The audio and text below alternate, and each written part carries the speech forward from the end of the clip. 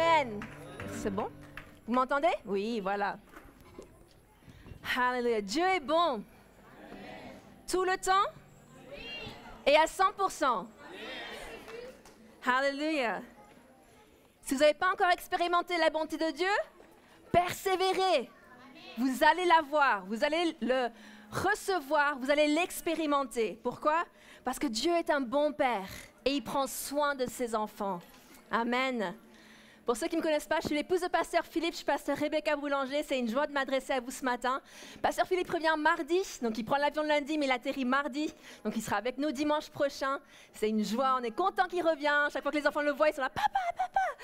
Donc c'est une joie de pouvoir être ici parmi vous. Et que pensez-vous de cette célébration unique à 10h?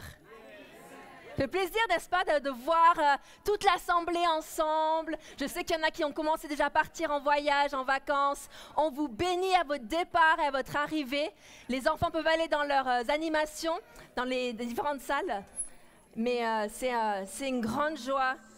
Parce qu'il y a aussi des visiteurs, des gens qui sont là de passage pendant l'été. Donc on vous souhaite la cordiale bienvenue. Sentez-vous à l'aise dans la famille de Dieu. Pourquoi? Parce qu'on est une grande famille. Une grande famille multiculturelle, multigénérationnelle et intentionnelle dans la grande moisson, dans la grande mission. Amen. Donc il y a quelque chose que nous aimons à dire, et on va tourner en 1 Corinthiens 1:20, mais on aime dire que toutes les promesses de Dieu sont oui et amen. Et ça, on le trouve en 1 Corinthiens 1:20, et j'ai pris la traduction Darby, qui dit « Car autant il y a de promesses de Dieu, en lui est le oui et en lui l'amen, à la gloire de Dieu par nous. En lui est le oui et en lui est le amen. » Mais est-ce que vous connaissez les promesses? Si ça fait un certain temps que vous êtes ici parmi nous, vous savez que nous croyons que Dieu veut que vous soyez en bonne santé. C'est une promesse dans la parole de Dieu. Nous croyons que Dieu veut que vous soyez béni à votre départ, béni à votre arrivée. Amen. Que vous ayez un travail béni, que vous ayez une famille bénie. La Bible dit, crois au Seigneur Jésus, tu seras sauvé, toi et toute ta famille. Ce sont des promesses sur lesquelles on peut se tenir, n'est-ce pas? Mais qu'est-ce que l'on fait entre le moment où on a reçu la promesse et l'on reçoit son accomplissement? Parce que souvent, le temps entre quand on reçoit la promesse ou quand on entend la promesse et qu'on a son accomplissement, parfois le temps peut être un peu long. Des années. Donc, entre quand nous entendons, par exemple, que Dieu a une destinée pour nous, ou qu'il a un mari ou une femme pour nous, ou un enfant tant désiré, ou un travail, ou un nouveau logement, ou un appel particulier, et quand est-ce que ça va arriver? C'est la question, n'est-ce pas? Donc aujourd'hui, j'aimerais vous parler de la promesse et son processus. La promesse et son processus. Parce qu'il y a un processus pour recevoir la promesse. Toutes ces promesses sont oui et amen. Mais il y a un temps de Dieu. Il y a des choses que nous avons besoin de faire pour démontrer notre foi. Il y a des choses que nous avons besoin de croire, des choses qu'il faut dire, des choses qu'il ne faut pas dire. Donc le mot processus, j'ai regardé la définition, c'est une façon de procéder selon le processus habituel. C'est aussi une suite ordonnée d'opérations aboutissant à un résultat. Parce que parfois les gens disent « Ah, mais si Dieu le veut, alors ça arrivera. » Mais on vit dans un monde déchu. On vit dans un monde semé d'obstacles, semé de difficultés. Et oui, les promesses de Dieu sont oui et amen, mais nous devons persévérer afin d'obtenir les promesses. Donc la question, c'est quel est le processus que vous allez suivre? Est-ce que vous allez suivre l'exemple du monde? Ou est-ce que vous allez suivre l'exemple selon Dieu? Parce que l'exemple selon le monde, c'est « Ah, c'est pas encore arrivé. » Et je me plains. Et je gémis, et je murmure. En plus, on est en France. La France est connue pour être un pays de... Donc nous sommes dans ce monde, mais pas de ce monde. Amen. Où est-ce qu'on va se réjouir et rendre des actions de grâce? Est-ce qu'on va déclarer la problématique de la situation ou est-ce qu'on va déclarer les promesses? Et on voit un exemple très concret avec Jésus. En Jean 11, le passage en entier, c'est 1 à 46, mais je ne vais pas lire le passage en entier, on va prendre différentes parties. On voit Jésus avec Lazare, son ami qui était mort. Et on voit un passage tellement gros, on voit où l'émotion de Jésus était présente. Mais un petit peu avant, verset 21, on a Marthe qui vient, parce que Jésus est venu, mais quelques jours après le décès de Lazare, n'est-ce pas? Et donc, Lazare, c'était son ami, c'était le frère de Marie et de Marthe. Et on entend souvent parler de Marie et de Marthe, et on est toujours souvent, oui, on va être comme Marie, mais Marthe, on ne sait pas trop. Mais là, Marthe, elle a dit des bonnes choses, donc on va voir ce qu'elle dit. Marthe dit à Jésus, « Seigneur, si tu eusses été ici, mon frère ne serait pas mort. Mais, maintenant même, je sais que tout ce que tu demanderas à Dieu, Dieu te l'accordera. » Parfois, il faut dire ce qui se passe, mais ensuite, il faut déclarer la promesse. Il faut déclarer la vérité et ce que l'on croit. Il ne faut pas rester sur le côté négatif. Jésus lui dit, « Ton frère ressuscitera. » « Je sais, lui répondit Marthe, qu'il ressuscitera à la résurrection au dernier jour. Jésus lui dit, « Je suis la résurrection et la vie. Celui qui croit en moi vivra, quand même il serait mort, et quiconque vit et croit en moi ne mourra jamais. Crois-tu cela? » Et il remet la balle dans son camp. Et quelque part, on vient vers Dieu, on dit, « Seigneur, Seigneur, pourquoi? » Et il dit, « Je t'ai donné la promesse. Maintenant, est-ce que tu crois? Est-ce que tu es en train de persévérer? Est-ce que tu es en train d'aller de l'avant? » Et là, elle lui dit, « Oui, Seigneur, je crois que tu es le Christ, le Fils de Dieu qui devait venir dans le monde. » Elle fait une déclaration de Jésus en tant que Seigneur et Sauveur. Elle a une révélation. Un peu plus tard, en verset 33, on voit Marie qui s'approche de Jésus. Et il dit, Jésus, la voyant pleurer, elle et les Juifs qui étaient venus avec elle, frémit en son esprit et fut tout ému. Et il dit, où l'avez-vous mis? Seigneur, lui répondirent-ils, viens et vois. Et ça, c'est le verset le plus court de la Bible. Jésus pleura. Et parfois, vous êtes dans une situation, dans des circonstances, et vous craquez. Vous avez... Et certains diraient, « Ah, j'ai eu une baisse de foi. » Non, vous avez eu un moment où vous avez absorbé quelque part les émotions. Vous dites, « Ok, ça c'est où j'en suis maintenant. » Jésus était ému de compassion, il a pleuré, il était triste. Mais ensuite, il est passé à l'action. Il n'est pas resté dans sa tristesse, il n'est pas resté dans son deuil. Il est passé à l'action, il a déclaré quelque chose, il a fait quelque chose. Et c'est ça où il faut faire vraiment attention de ne pas tomber dans le piège de l'ennemi. Parce que le piège de l'ennemi, c'est te faire dire, voici ton émotion, maintenant il faut que tu ailles là, et là, et là, et là, et là, et te faire rentrer dans un tourbillon négatif, dans une spirale vers le bas. Alors que tu peux avoir une émotion, parce que les émotions sont saines. Jésus s'est mis en colère dans la Bible, n'est-ce pas, dans le temple? Et il a agi. La Bible dit, il s'est mis en colère, mais il n'a pas péché. Donc il y a une colère saine, il y a une tristesse qui peut être saine aussi. Mais c'est qu'est-ce qu'on en fait ensuite? Donc Jésus pleura, sur quoi les Juifs dirent, voyez comme il l'aimait. Et quelques-uns d'entre eux dirent, et parfois il y a des gens autour de vous qui vont commencer à dire des choses. Je ne sais pas si vous avez remarqué, hein, mais les gens sont très vite à commenter notre vie.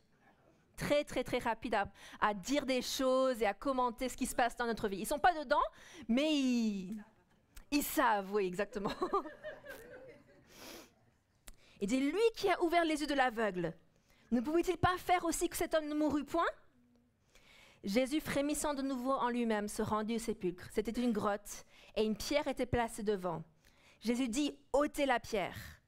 Marthe, la sœur du mort, lui dit, Seigneur, il sent déjà, car il y a 4 jours qu'il est là. Jésus lui dit, ne t'ai-je pas dit que si tu crois, tu verras la gloire de Dieu? Et donc elle a obéi à ce que Jésus a dit. Ils ôtèrent donc la pierre. Et Jésus leva les yeux en haut et dit, Père, je te rends grâce de ce que tu m'as exaucé. Le miracle ne s'est pas encore accompli que Jésus déjà rend grâce. Et c'est là où on voit l'exemple à suivre. C'est très facile de rendre grâce une fois que le miracle s'est accompli. Mais avant, est-ce qu'on est reconnaissant envers Dieu parce qu'on croit qu'il a déjà accompli? Il dit, pour moi, je savais que tu m'exauces toujours, mais j'ai parlé à cause de la foule qui m'entoure. Il a parlé pour que les gens entendent, pour que les futurs scribes de la Bible puissent recopier ce qu'il a dit.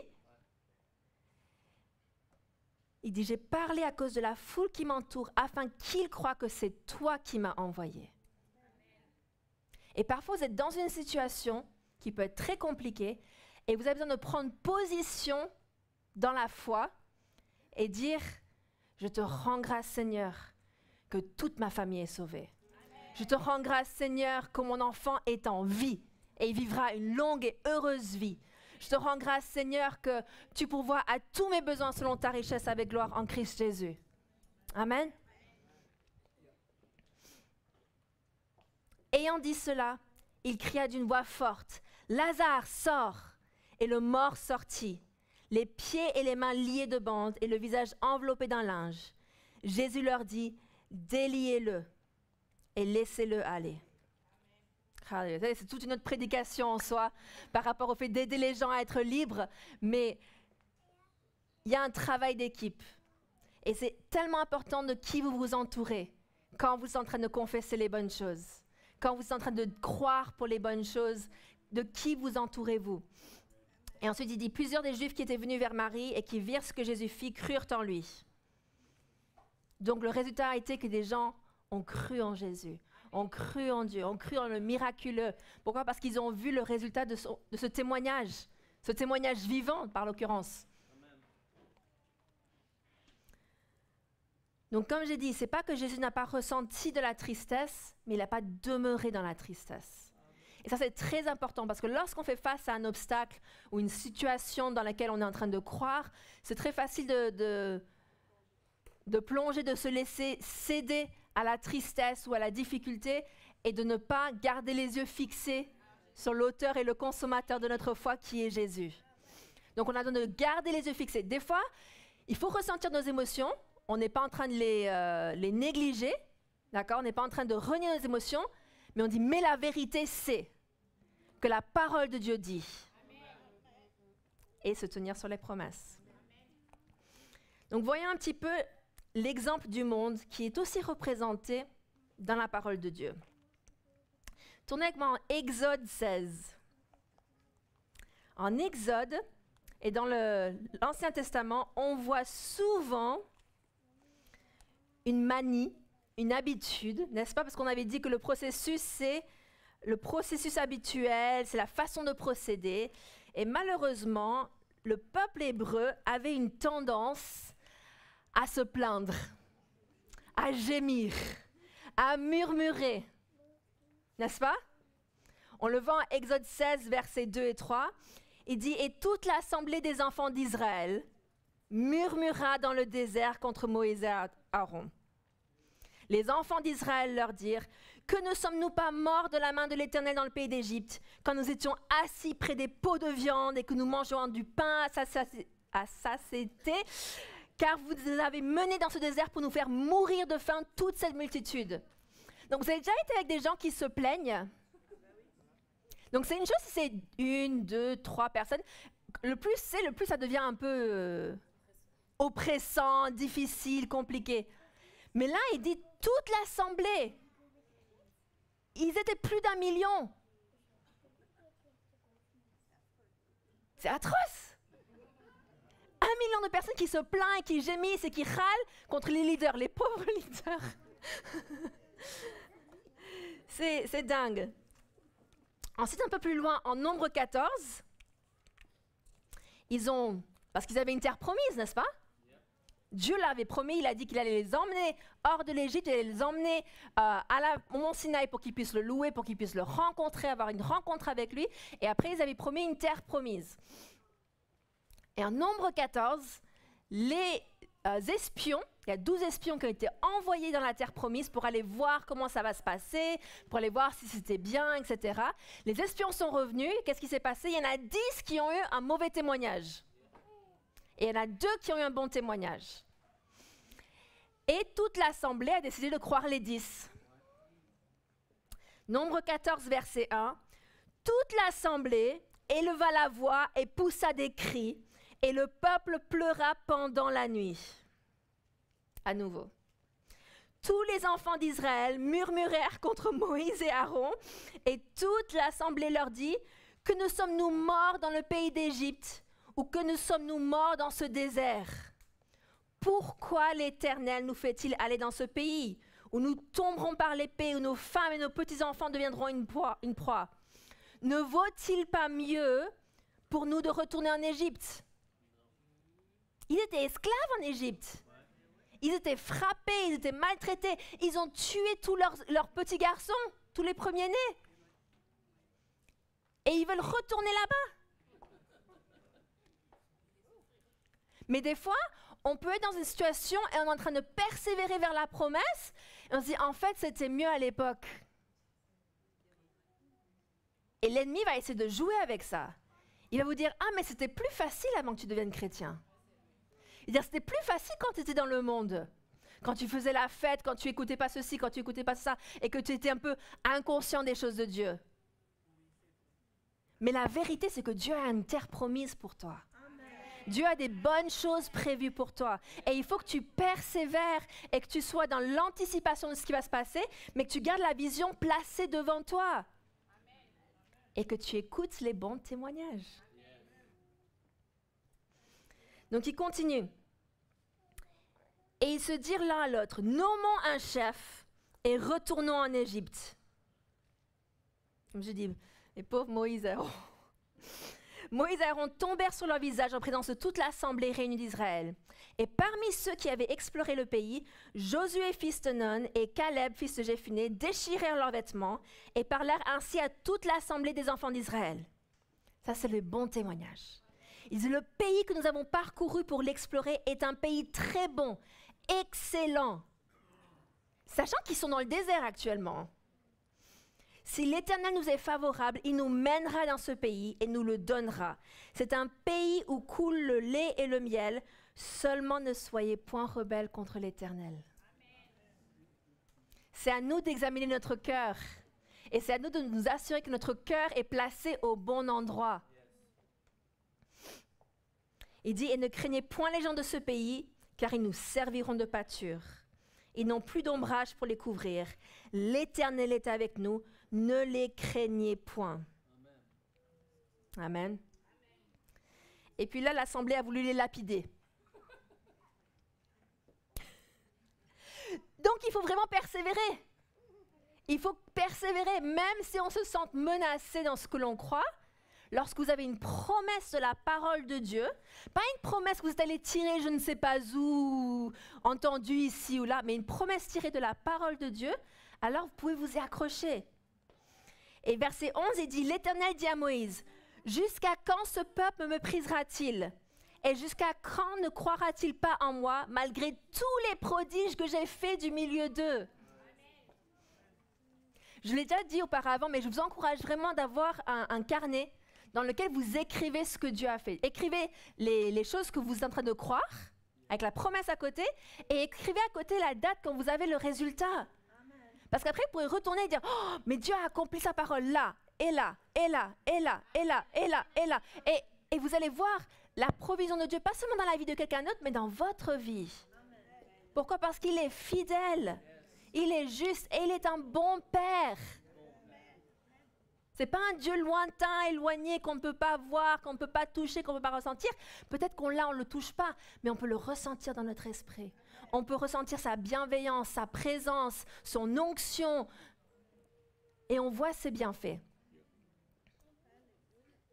Donc Josué était l'un de ceux qui a rapporté un bon rapport. et qui a gardé une bonne attitude.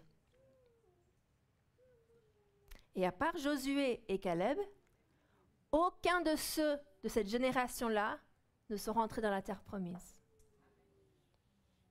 Donc parfois, il y a des conséquences à nos actions, à nos attitudes. Mais ce même peuple qui a gémi, qui a murmuré, donc une génération est partie, puis une prochaine génération qui sont arrivées. Et alors que Josué est en train de faire rentrer, parce que maintenant c'est lui le leader, c'est lui qui va faire rentrer le peuple d'Israël dans la terre promise. Vous vous souvenez de l'histoire de Jéricho? Même Ella s'en souvient. Donc l'histoire de Jéricho, c'était une ville fortifiée, une ville impénétrable, et Dieu leur a dit, prenez cette ville. Mais il leur a donné des instructions très claires. Et parfois, Dieu va vous donner des instructions très claires sur ce que vous êtes censé faire. Et c'est là où il faut être conduit par l'Esprit de Dieu et suivre l'Esprit de Dieu.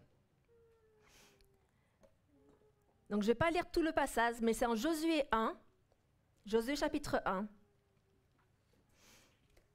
Et verset 1, il dit « Jéricho était fermé et barricadé devant les enfants d'Israël. Personne ne sortait et personne n'entrait. L'Éternel dit à Josué, « Vois, je livre entre tes mains Jéricho et son roi et ses vaillants soldats. » 6 ? Ou c'est Josué 1 ? Ah, Josué 6, 1, pardon. Voilà, Josué 6, 1. Et ensuite, donc, il donne des directions très claires. Il dit, faites le tour de la ville, vous tous les hommes de guerre, faites une fois le tour de la ville, tu feras ainsi pendant 6 jours. 7 sacrificateurs porteront devant l'arche 7 trompettes retentissantes, et le 7e jour, vous ferez 7 fois le tour de la ville, et les sacrificateurs sonneront des trompettes. Quand ils sonneront de la corne retentissante, quand vous entendrez le son de la trompette, tout le peuple poussera de grands cris. Alors la muraille de la ville s'écroulera et le peuple montera chacun devant soi. Donc Jésus reçoit ces directions, il reçoit ces instructions et il les communique au peuple. Maintenant, il faut se rappeler que Josué était là avec la génération précédente. Et je trouve intéressant qu'il leur a dit quelque chose de précis. Josué donc 6, verset 10. Josué avait donné cet ordre au peuple. Vous ne crierez point et vous ne ferez point entendre votre voix et il ne sortira pas un mot de votre bouche jusqu'au jour où je vous dirai poussez des cris, alors vous pousserez des cris. Pour un peuple qui était connu pour murmurer, se plaindre et gémir, il fallait leur donner cette instruction précise. Vous n'allez pas dire un mot. Vous avez déjà fait une randonnée sans parler? C'est difficile, déjà dans notre culture à nous. Mais là, imaginez une armée qui doit marcher et ils ne doivent absolument rien dire. 6 jours sans rien dire. Après le 7e jour, ils doivent faire 7 fois le tour et à la fin du 7e tour, ils crient. Donc il faut savoir quand il faut parler et quand il faut se taire. Dans ta situation, quand est-ce que tu dois parler, quand est-ce que tu dois déclarer la parole de Dieu et quand est-ce que tu dois te taire et juste faire ce que Dieu t'a dit de faire. Donc, ils ont suivi le processus et le timing de Dieu et ont reçu une directive claire de leur responsable, de leur leader. Ne pas dire un mot. Et pour certains d'entre nous, c'est très difficile. N'est-ce pas? Ou je suis la seule qui aime bien parler?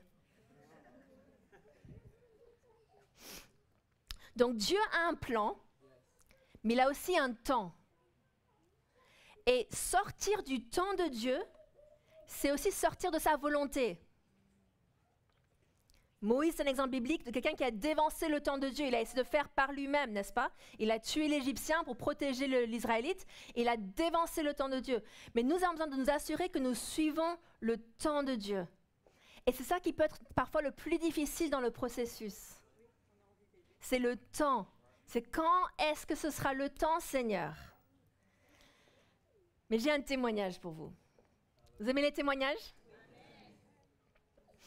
Donc, avec Pasteur Philippe, ça fait longtemps que l'on cherche un nouveau logement. Et pour chaque logement qu'on a trouvé au fur et à mesure des années, ça va faire 15 ans en septembre qu'on est mariés, on l'a trouvé lorsqu'on a trouvé l'accord entre nous. Parce que si vous nous connaissez un petit peu, moi je suis du genre à chercher, vouloir visiter à droite, à gauche, et être très, très, très entreprenante. Et Pasteur Philippe, il ne veut pas chercher plus que ça, il est suisse. Et parfois, vous l'oubliez, je pense, parce que lorsqu'il prêche, il y a son côté éveillé, stimulé, enthousiaste qui ressort. Mais Philippe est suisse. Il a été élevé en Suisse. Et donc, ça fait longtemps que l'on cherche, qu'on a visité, qu'on s'est renseigné, j'ai proposé des lieux à Philippe. Vous imaginez pas combien de lieux je lui ai proposé. Et puis, au fur et à mesure, il y a une zone géographique qui s'est dessinée. Pour nous, parce qu'après chacun est différent. Donc pour nous, on ne voulait pas être trop loin de l'aéroport, parce qu'on a souvent des gens qui viennent, qui vont, mais aussi on doit partir, ou des fois, ce n'est pas évident. Et on ne voulait pas être à plus de 30 minutes de l'église. Donc c'est quand même des critères assez importants. Mais surtout, on voulait être au calme. Et Philippe a grandi dans un village, et donc c'est vrai qu'on avait à cœur d'avoir un peu cette notion, ou cette ambiance un peu de village, pour avoir ça pour nos enfants. Parce que voilà, on voulait qu'ils aient cette expérience de vie. Donc pour vous dire, j'avais trouvé quelque chose de vraiment super en février 2020. Pour vous dire, ça fait un moment que je regarde. On a visité, on a contre-visité même avec Pasteur Chéréline. Et j'avais trouvé quelque chose, c'était dans un village, c'était au calme, c'était super, etc. Et on avait vraiment un coup de cœur. Et puis le Covid est arrivé. Et on s'est dit, heureusement qu'on n'a pas pris ce bien, parce qu'il n'y avait pas d'extérieur. C'était une maison de village, il n'y avait pas d'extérieur. On aurait fait le confinement, confiné dans un bien super, mais confiné. Alors que où on était, il y a un jardin de la propriété, on pouvait quand même descendre et les enfants pourraient jouer un petit peu. Voilà. Mais là, ça fait 2 mois que je me sens dans une nouvelle phase. Et je ne sais pas si vous étiez là ou si vous aviez entendu, mais il y a les Reyes qui sont venus en avril qui avaient donné une parole prophétique. Certains vous vous êtes rappelés quand vous avez entendu récemment. Et je vous lis quelques petites bribes de cette parole. Il dit « Alors, passez les 3 mois d'avril, mai, juin, à faire des recherches. 3 fois après le déluge, Noé a envoyé une colombe voir si le niveau de l'eau avait baissé. Vos recherches et vos démarches ne seront suivies d'aucun chagrin. » Puis il a dit, « Je libère cette bénédiction et je bénis vos pasteurs, Philippe et Rebecca et leurs enfants. Le ciel vous dit merci, Philippe et Rebecca, car vous êtes en accord avec le ciel. Vous allez tous être bousculés dans votre confort, mais le ciel et la terre vous disent merci et vous verrez le fruit de vos recherches en automne 2024. » Donc c'était assez précis. Et moi, je me suis dit, c'était déjà avril, donc j'avais déjà commencé un petit peu à chercher. Ils ne le savaient pas, mais j'avais déjà commencé un petit peu à chercher. Et là, ces 2 derniers mois, j'ai commencé à étudier un peu plus le sujet de la vision. Donc pas cette parole-là, mais la vision en général. Avoir une vision pour sa vie, garder la vision devant soi, avoir ce qu'on appelle en anglais un dream board. Donc c'est un genre de panneau où tu mets les choses que tu as à cœur d'avoir. Et j'en avais parlé avec ma binôme, on s'est dit on va le faire. Et donc on imprime des images, on met des choses pour garder la vision devant soi. Parce que sinon, si la vision elle est loin, elle est quelque part, on oublie ce que c'est. Et pour chacun d'entre vous, ça serait différent. Mais aussi, j'étais dans un mode, on va réduire les affaires, on va épurer la maison, on va faire attention, on va declutter, comme on dit en anglais, je ne sais pas comment dire en français, mais faire de l'épuration et simplifier. Et vers la mi-juin, je ne sais pas pourquoi, parce qu'on était plutôt partis pour un achat. Et en mi-juin, je me suis dit, je vais regarder des locations et voir si on peut trouver ailleurs ce qu'on a pour à peu près le même prix, parce qu'on a commencé à louer il y a 6 ans. Donc les prix, ils ont beaucoup augmenté, etc. Et on va plutôt aller tester la nouvelle zone qui nous plaît, plutôt que d'acheter de suite et se dire finalement on n'aime pas la zone géographique, quoi. Au bout de quelques temps, j'ai trouvé quelque chose qui semblait cocher toutes les cases. Parce que j'ai des cases, Philippe a des cases, maintenant mes enfants sont assez grands, ils ont des cases. Et ça fait beaucoup de cases. Et en plus, le bien était disponible à partir d'octobre. Et nous, on s'est dit, avec notre intelligence naturelle, ça nous donne du temps pour se préparer, pour déménager, pour passer les vacances, etc. Donc, Philippe était d'accord de visiter. C'est bon point. Donc, on est allé visiter. Non, on a contacté l'agence. C'est pas évident. On les a contactés. Finalement, ils nous rappellent. On est passé par la présélection, parce qu'il y a une présélection. On apprend le vendredi 21 juin. Donc, c'est un témoignage de là. Hein. Le 21 juin, on apprend qu'on peut faire une visite le lundi. Lundi après-midi, on visite et on a un vrai coup de cœur. On est avec Philippe et Ruben et on a un vrai coup de cœur pour le lieu, pour le logement, pour les propriétaires qui habitent en dessous. Et eux, ils ont un gros coup de cœur pour Ruben, notre fils. Ce qui est important, parce que quand vous habitez au-dessus des propriétaires, c'est important qu'ils aiment vos enfants. Parce qu'ils vont les entendre. Et on commence à demander les détails. Et on dit, ah, donc c'est disponible à partir d'octobre, etc. On commence à se renseigner un peu plus. Ils disent, ah, mais non, c'est disponible de suite. Ah, ok, Seigneur. Donc on rentre et on a la paix. Vous savez, quand vous arrivez dans une situation, et vous ne pouvez pas l'expliquer plus que ça, mais vous avez la paix. Et on rentre, donc le lundi après-midi, on fait le dossier, on envoie le dossier mardi matin. Mardi après-midi, il est validé. Mardi soir, il est signé. Mercredi matin, il est validé. Ah,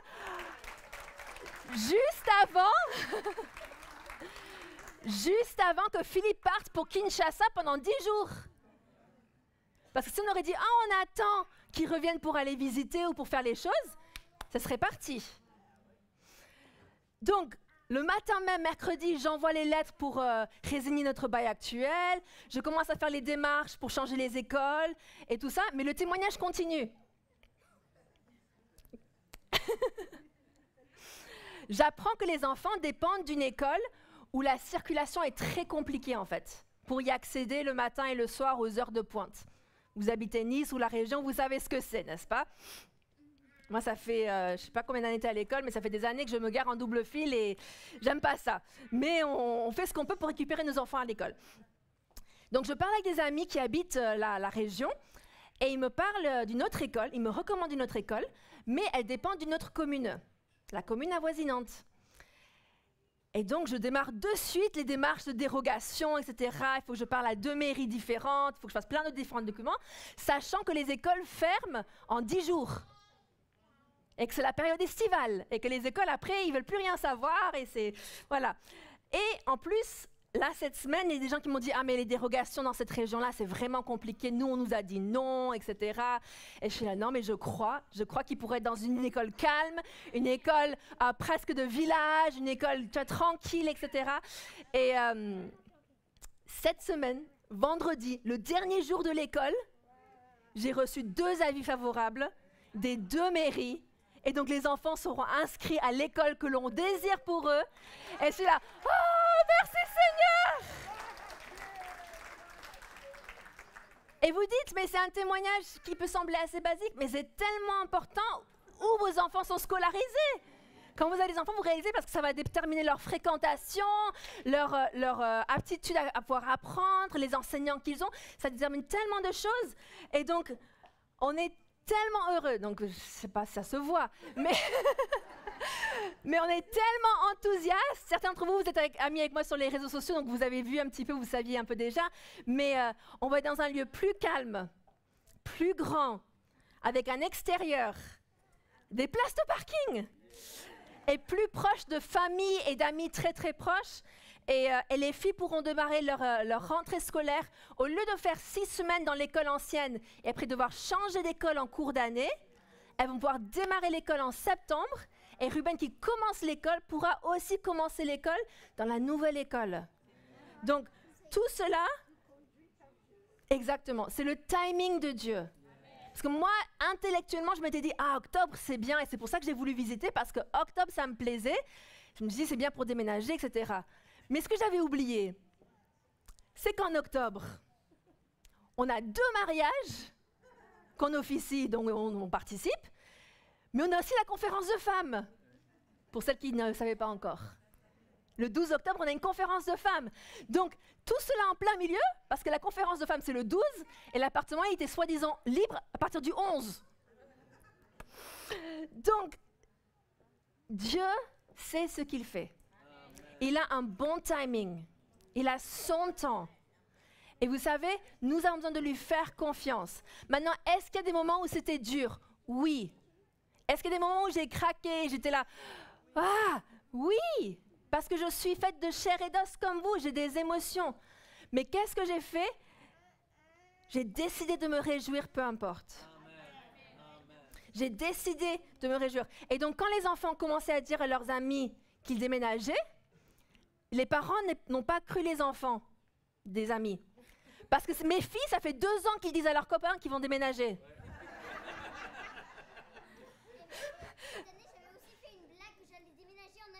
Oui, cette année, elle a aussi fait une blague à toute sa classe qu'elle partait vivre en Amérique. Donc, oui. Et tout le monde qui l'a cru, qui lui avait dit au revoir et tout. Enfin, je sais pas de qui elle tient ça. Moi, je suis pas du genre à faire des blagues. Mais j'ai décidé de mettre ma foi en action. La foi est une action. Elle est agissante. Il faut agir en conséquence avec notre foi. Donc, j'ai commencé à organiser ma maison avant la visite. J'ai commencé à trier, à donner, à jeter, à chercher.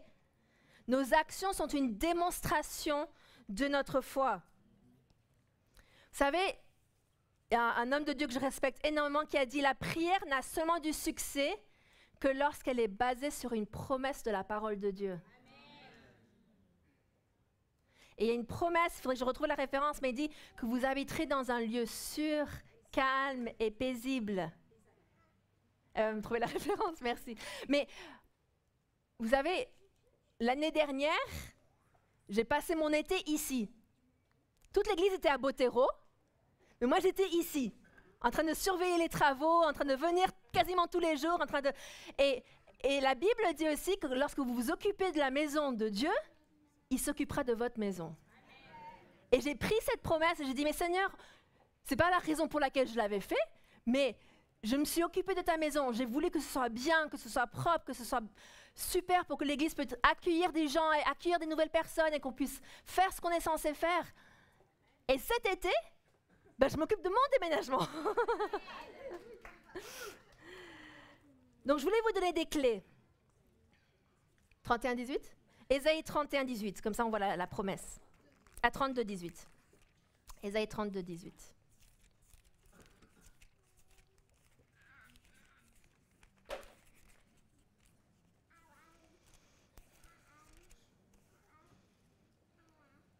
Voilà. Et ça, vous pouvez vous approprier cette promesse pour vous aussi. Hein. Il dit, mon peuple. Il n'y a pas écrit mes pasteurs. Mon peuple demeurera dans le séjour de la paix, dans des habitations sûres, dans des asiles tranquilles. C'est une belle promesse, n'est-ce pas? Et ça va vouloir dire quelque chose de différent pour chacun d'entre nous. Parce qu'on a différents critères ou différentes cases. Mais vous savez pourquoi est-ce que je partage mon témoignage? Parce que ce que je crois, c'est que lorsque moi j'ai une percée, ça vous donne un exemple d'une percée que vous pouvez avoir aussi. C'est pour ça qu'on a des réunions entières où on a des témoignages, parce qu'on veut que vous entendiez les témoignages de travail, de miracles, de guérison, de logement, pour que vous puissiez avoir des percées aussi dans votre vie.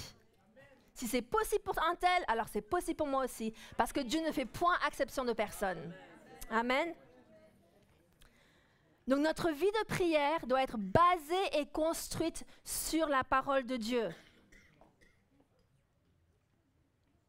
Et il faut que l'on apprenne à prier efficacement. Pourquoi? Parce que ça va nous aider dans notre marche chrétienne. Je ne sais pas vous, mais je n'ai pas envie de prier des prières non efficaces.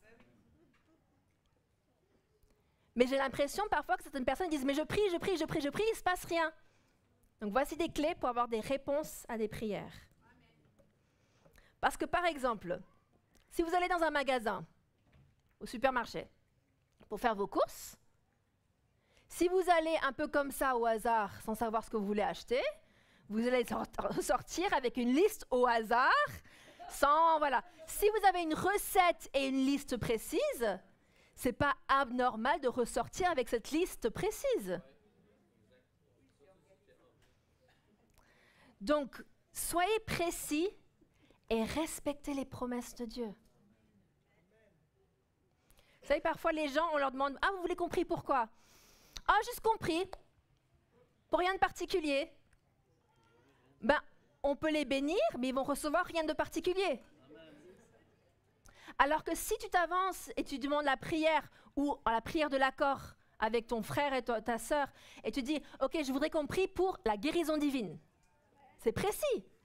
J'ai mal à la tête, je ne veux plus avoir mal à la tête. Je veux prier pour mon travail, pour que j'ai une promotion. C'est précis. Je veux prier pour mon billet d'avion, pour que je puisse l'avoir au bon prix.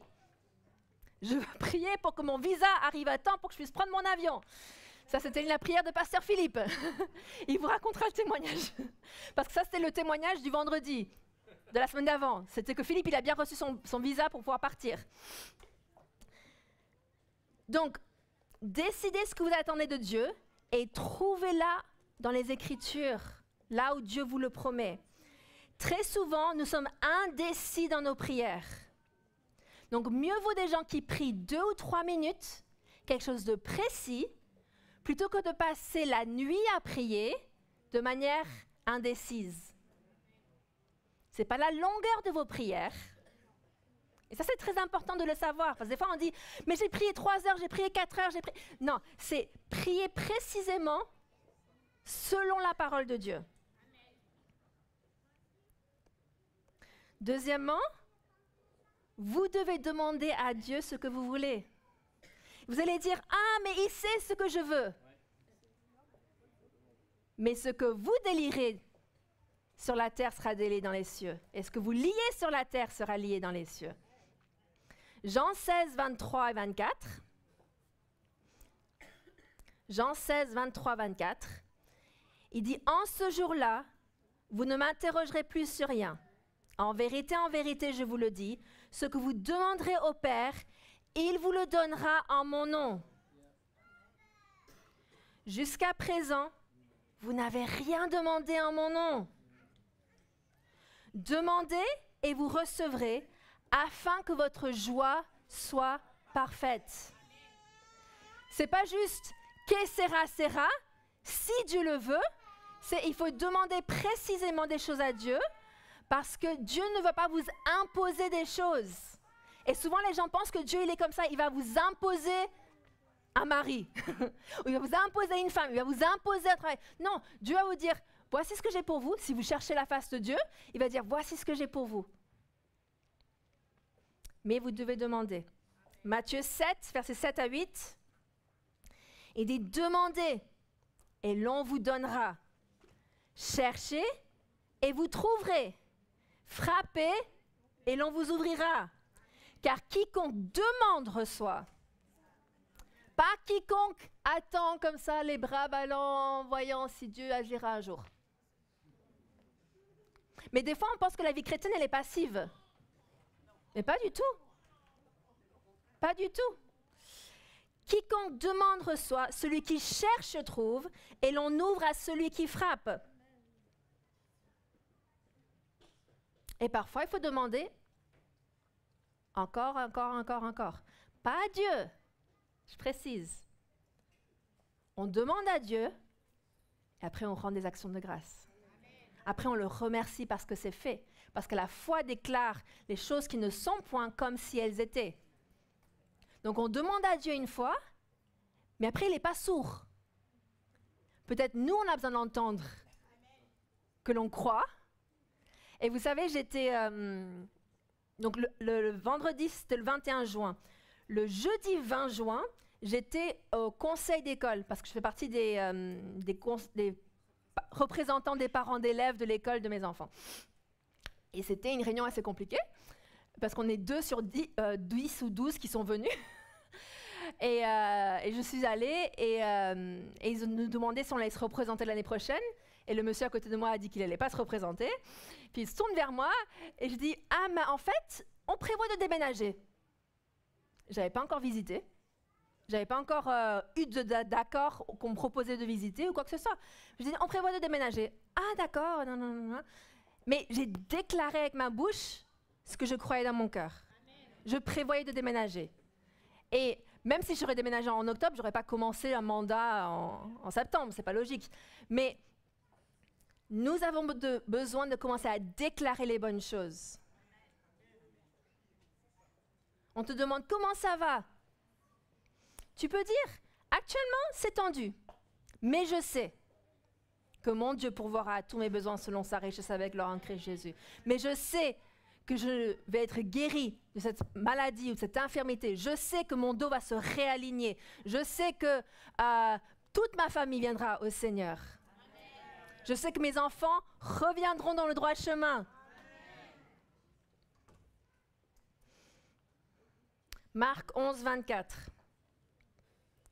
Il dit, c'est pourquoi je vous dis, tout ce que vous demanderez en priant, croyez que vous l'avez reçu et vous le verrez s'accomplir.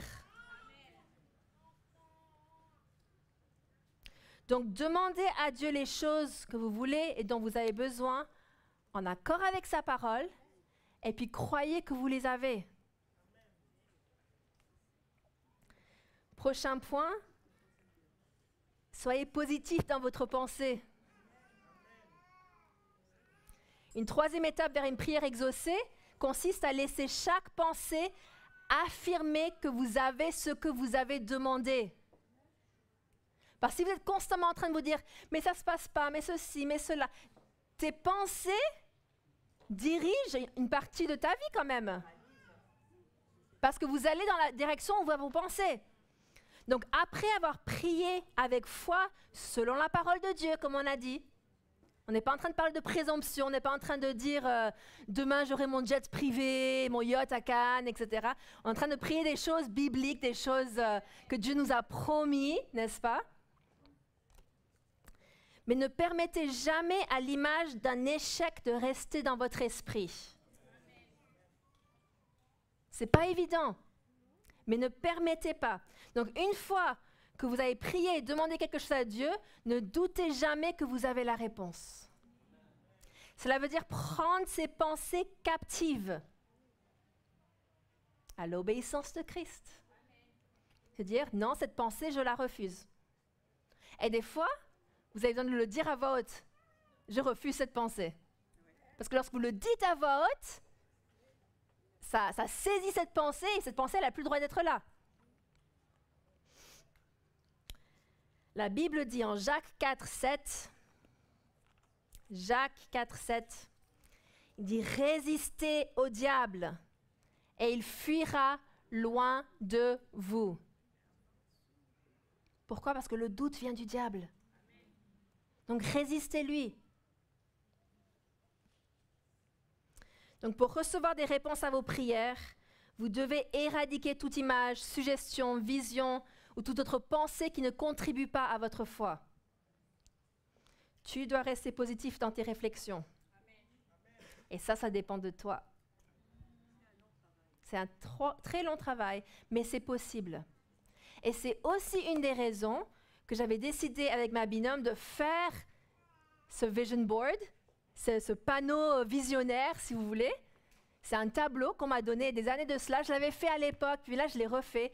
Et un exemple tout simple. Après, c'est vrai, j'ai mis des images que j'ai trouvées sur Pinterest. Pinterest, c'est un moteur de recherche.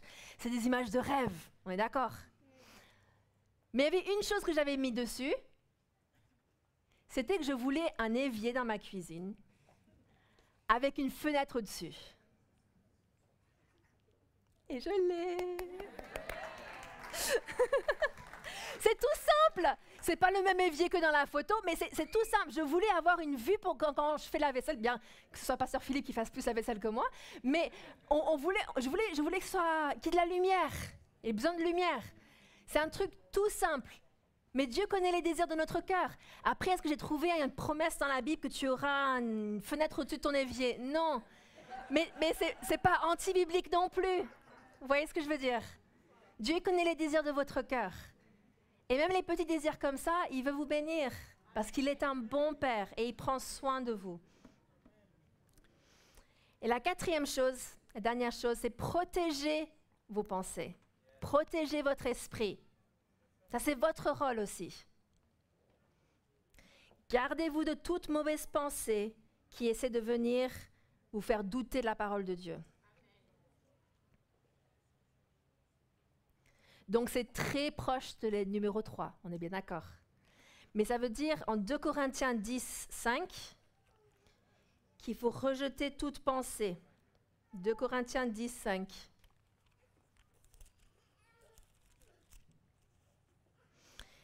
Il dit, nous renversons les raisonnements et toute hauteur qui s'élève contre la connaissance de Dieu et nous amenons toute pensée captive à l'obéissance de Christ.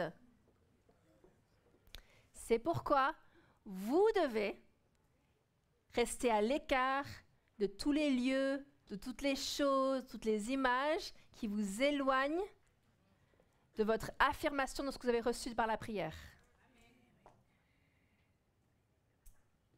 C'est-à-dire, c'est des choses qui vous font dire, je prends un exemple, vous êtes en train de subir quelque chose physique dans votre corps et vous avez prié pour la guérison divine. Mais si vous passez tout votre temps en train de faire des recherches sur Google sur les symptômes de ce que vous avez dans le corps et de tous les effets secondaires et de tout ce qui pourrait arriver, vous n'êtes pas en train de garder votre esprit, vous n'êtes pas en train de protéger vos pensées. N'est-ce pas? Si vous êtes en train de ruminer toutes les choses qui pourraient mal se passer pour vos enfants adultes qui ne sont pas en train de faire ce qu'ils sont censés faire, vous n'êtes pas en train de garder, de protéger vos pensées.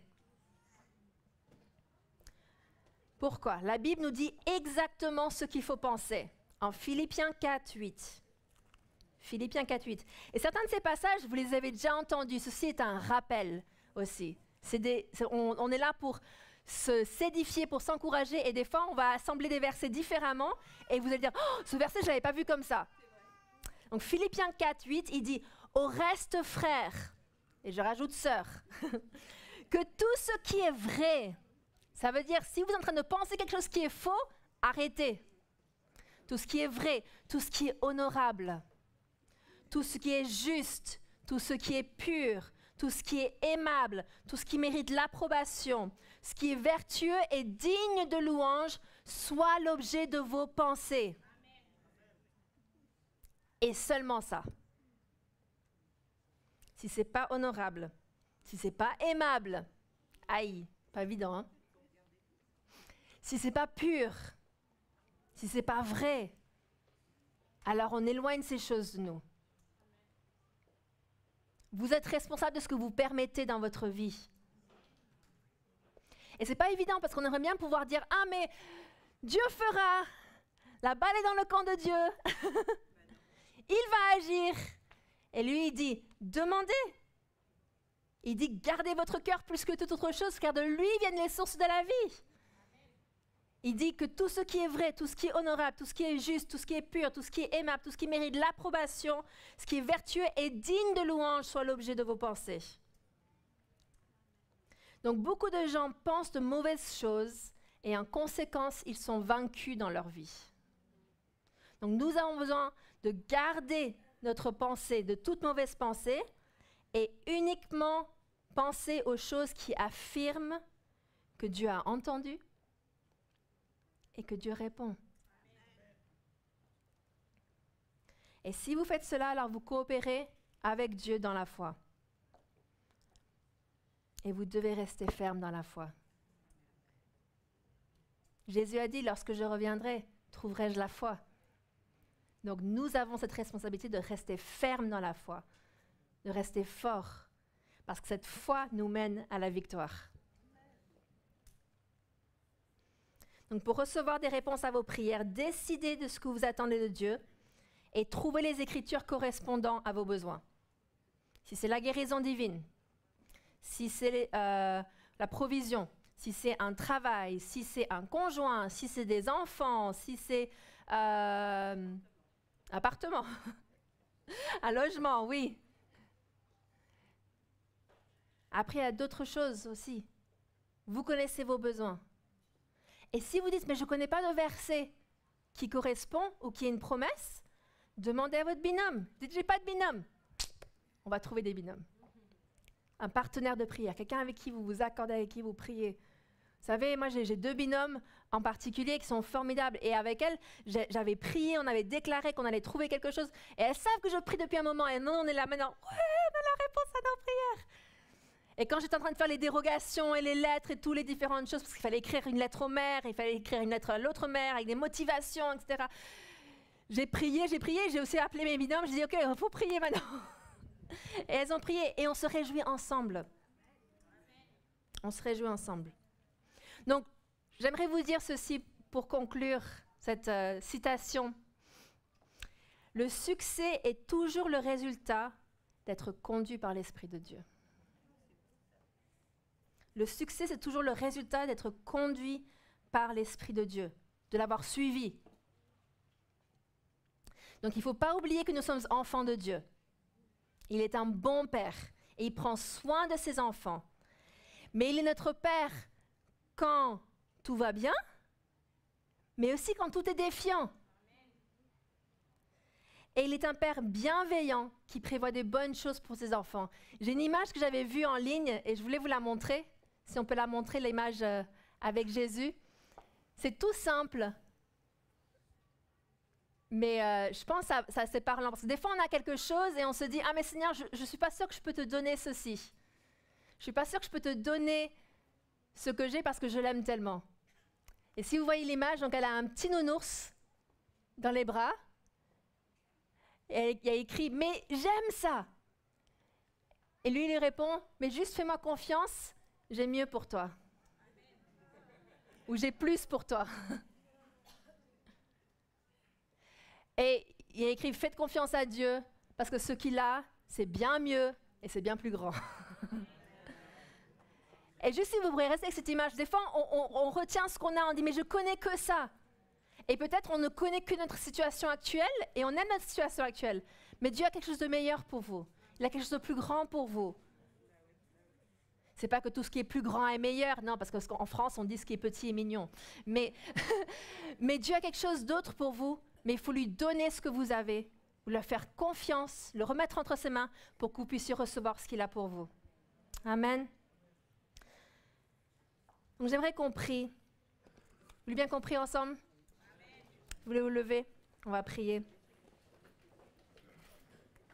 Et puis après, si la communauté pastorale peut se tenir à disposition pour prier avec vous. Pourquoi? Des prières précises. C'est-à-dire on ne parle pas pendant 10 minutes. Ça veut dire, on dit expressément, voici ce que j'ai besoin, voici la promesse que je tiens, ou peut-être je n'ai pas de promesse, est-ce que tu as une promesse sur laquelle je peux me tenir? Mais j'ai à cœur compris pour qu'on ait la sagesse de Dieu, qu'on ait son discernement, parce qu'il y a un temps avec Dieu, il y a un timing avec Dieu, mais on a besoin de sagesse et de discernement pour persévérer, n'est-ce pas les amis? J'étais dans l'attente depuis un long moment. Mais je continue de me réjouir et de remercier le Seigneur pour le bien que j'ai déjà actuellement. Et de prendre soin et d'être reconnaissant pour cela. Mais merci Seigneur. On peut lui faire confiance parce qu'il est un bon Père. Et il prend soin de ses enfants. À nous de grandir spirituellement, d'apprendre à demander de bonnes choses selon la parole de Dieu. Et d'agir selon la parole de Dieu, de protéger, de garder nos cœurs et nos pensées. Seigneur, je te remercie. Oh, je te remercie pour ta bienveillance. Je te remercie, Père Céleste, parce que tu es notre Abba Père et tu prends soin de tes enfants. Seigneur, je te remercie parce que tu nous as laissé ta parole, la parole de Dieu qui est agissante, qui est efficace, qui est plus tranchante qu'une épée à double tranchant. Et Père, je te remercie parce qu'on va plonger encore plus dans ta parole pour apprendre à découvrir quelles sont les promesses qui nous appartiennent. Père, que l'on puisse être agile avec la parole de Dieu, qu'on puisse être efficace avec la parole de Dieu et qu'on puisse utiliser la parole de Dieu parce que tu as dit, demande-moi, demandez et vous sera donné. Tu as dit, cherchez et vous trouverez. Merci Père pour ce que tu es en train de faire. Et Seigneur, je te remercie parce que nous sommes un peuple qui n'a pas peur de demander, qui n'a pas peur de chercher, qui n'a pas peur de frapper. Mais Père, je te remercie parce que tu nous donnes de bons rêves, de bonnes visions, de bonnes aspirations, des choses saines, des choses que tu as prévues d'avance. Et Père, je déclare la percée dans le nom de Jésus pour mes frères et sœurs. Tout comme moi, personnellement, j'ai vécu une percée. Je crois une percée pour le logement, pour mes frères et sœurs ici présents. Je crois une percée pour le travail, une percée dans les familles, une percée dans la santé, dans le nom tout-puissant de Jésus. Seigneur, je te remercie parce que nous demandons avec foi, nous demandons avec joie et nous allons nous réjouir, Seigneur.